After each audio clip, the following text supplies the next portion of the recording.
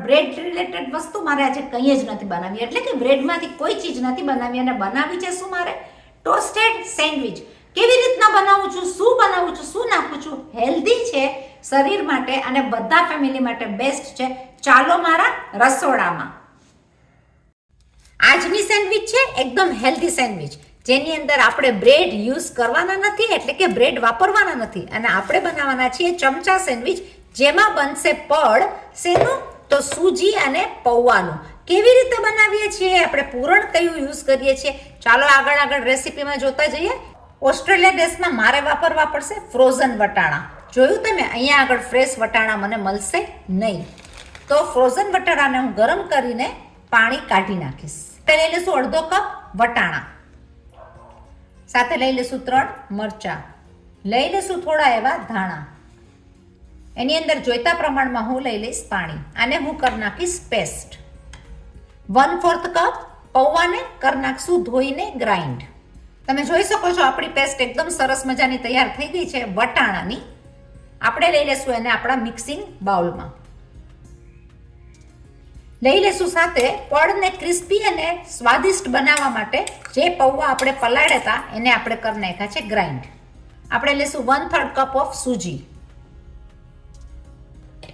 આપણને પહેલા પાણી જોઈ ગયું છે ગ્રાઇન્ડ કરવામાં. વટાણાને અડધો કપ.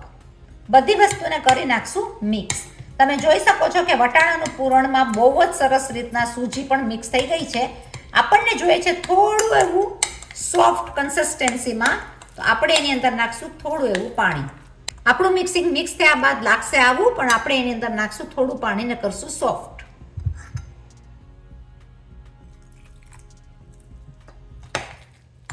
આપણું આ મિક્સિંગ એકદમ સરસ રીતના મિક્સ થઈ ગયું છે. એની અંદર મને પાણી જોઈ ગયું છે અડધાથી પણ ઓછું. સ્વાદિષ્ટ મસાલો બનાવવા માટે હું લઈ લઈશ 1/2 ટીસ્પૂન ઓફ હળદર. લઈ લઈશું આપણે માપ અનુસાર મીઠું. પૂરણમાં થોડું એવું સ્વાદ વધારવા હું લઈ લઈશ 1 ટીસ્પૂન જેટલું દહીં. બધી વસ્તુને કરી નાખશું એકવાર મિક્સ, અને આપણે એને રેસ્ટ કરવા દઈશું 10 થી 15 મિનિટ, જેથી કરીને સૂજી એકદમ જ મિક્સ થઈ જાય, પૌવા એકદમ મિક્સ થઈ જાય અને પૂરણ થાય આપણું એકદમ જ સરસ મજાનું.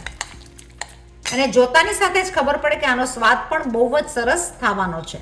બાફેલા બટેટાને આપણે ખમણી નાખશું, નહીં તો તમે ક્રશ કરી શકો. એનું બનાવશું આપણે અંદરનું સ્ટફિંગ. આપણે બનાવી નાખશું સરસ મજાની પેટીસ, જેનો સ્વાદ હશે મસાલેદાર. લઈ લઈશું 1 ટેબલસ્પૂન જેટલા કાંદા, થોડી એવી ક્રશ કરેલી કસૂરી મેથી. એની સાથે લઈ લઈશું આપણે ચીલી ફ્લેક્સ.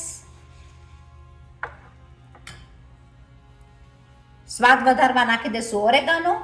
જીરું પાવડર લઈ લઈશ 1/2 ટીસ્પૂન. પેસ્ટમાં મરચા નાખેલા હોવાથી 1/2 ટીસ્પૂન હું લઈ લઈશ મરચાની ભૂકી. 1/2 ટીસ્પૂન ધાણા જીરું. સ્વાદ પ્રમાણે મીઠું. નાખી દઈશું કાપેલા ધાણા. હું લઈ લઈશ આદુનો જિંજર પાવડર.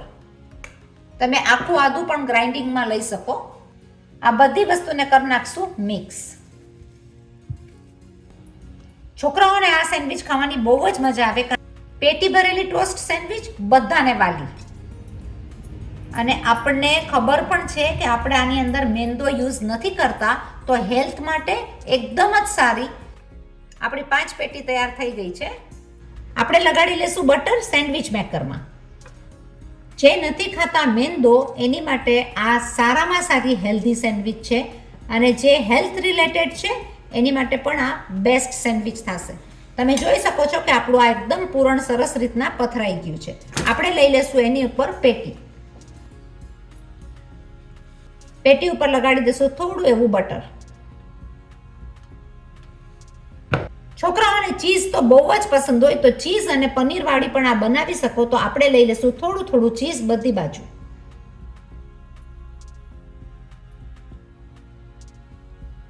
ચીઝની સ્લાઇસ છે એને હું કટકા કરીને પાથરી નાખીશ આજુબાજુમાં. થઈ ગઈ ને હેલ્ધી અને એકદમ જ સરસ. એની ઉપર પાથરી દેશું પાછું એવું બેટર. હું પાથરી નાખીશ એના ઉપર બેટર. તમે જોઈ શકો છો કે આપણું બેટર બહુ સરસ રીતના પથરાઈ ગયું છે. અને એની મિક્સિંગની કન્સિસ્ટન્સી પણ એકદમ પરફેક્ટ છે. ખાવા દઈશ એને ધીમા તાપે 4 થી 5 મિનિટ. એની ઉપર તમે લઈ શકો કોઈ પણ મેલ્ટ થયેલું ઘી, તેલ કે બટર. મેં લઈ લીધું છે થોડું એવું ઘી. કરી નાખશું આપણા સેન્ડવિચ મેકરને બંધ. આ સેન્ડવિચને થવા દેવી પડશે આપણે ધીમા તાપે, જેથી કરીને પાકીને એકદમ સરસ મજાની તૈયાર થઈ જાય. તમે જોઈ શકો આપણી સેન્ડવિચ સરસ મજાની પાકવા માંડી ગઈ છે. આપણે એને થવા દેશું હજી 2 થી 3 મિનિટ. 3 થી 4 મિનિટમાં આપણી આ સેન્ડવિચ એકદમ જ સરસ મજાની તૈયાર થઈ ગઈ છે. તમે જોઈ શકો બંને બાજુ પાકીને થઈ ગઈ છે રેડી. સ્વાદિષ્ટ, હેલ્ધી અને બેસ્ટમાં બેસ્ટ સેન્ડવિચ, જેમાં બધો જ મસાલો છે પણ મેંદો નથી. આપણે એને લઈ લેશું આપણી ડીશની અંદર. તમને જેવી વેલ ડન કરવી હોય એવી તમે કરી શકો. સેન્ડવિચ એકદમ જ સરસ થઈ જાય. થવા દેશું થોડી ઠંડી. બીજી રીતે આપણે બનાવશું ઈનો સાથે. તો હું લઈ લઈશ 1/2 ટીસ્પૂન જેટલો ઈનો. થોડું એવું એક્ટિવેટ કરવા માટે નાખી દઈશું એમાં 1 ટેબલ સ્પૂન જેટલું પાણી. કરી નાખશું આપણો ઈનોને મિક્સ. આ ઈનો આપણે હોમમેડ બનાવેલો છે. ઈનો છે જેની રેસીપી આપણી ચેનલમાં અવેલેબલ છે. એને કરી નાખશું એકદમ મિક્સ અને કરી નાખશું સોફ્ટ. બીજી એક સેન્ડવિચ બનાવશું જેની અંદર નાખ્યો છે ઈનો. તો ઈનો વગર પણ બનશે અને ઈનો સાથે પણ બનશે. આપણે બનાવી નાખશું સેમ રીતે ઈનો નાખેલી પેસ્ટમાં. તો આપણે બનાવેલી સેન્ડવિચ જુઓ એકદમ સરસ રીતના થઈ ગઈ. તો બ્રેડ વગરની સૂજી અને પૌવાની બનેલી સેન્ડવિચ એકદમ જ ખાવામાં સરસ થશે. આપણે લઈ લેશું એને આપણી ગેસની ફ્લેમ કરશું બંધ અને લઈ લેશું આપણી ટ્રેની અંદર. તો 2 રીતની આપણે આ સેન્ડવિચ જોઈ લીધી. આપણે કાપી અને જોશું કે અંદરની ભાગ કેવી રીતના થાય છે. તો ગરમા ગરમ સેન્ડવિચ ખાવાની મજા જોર આવશે.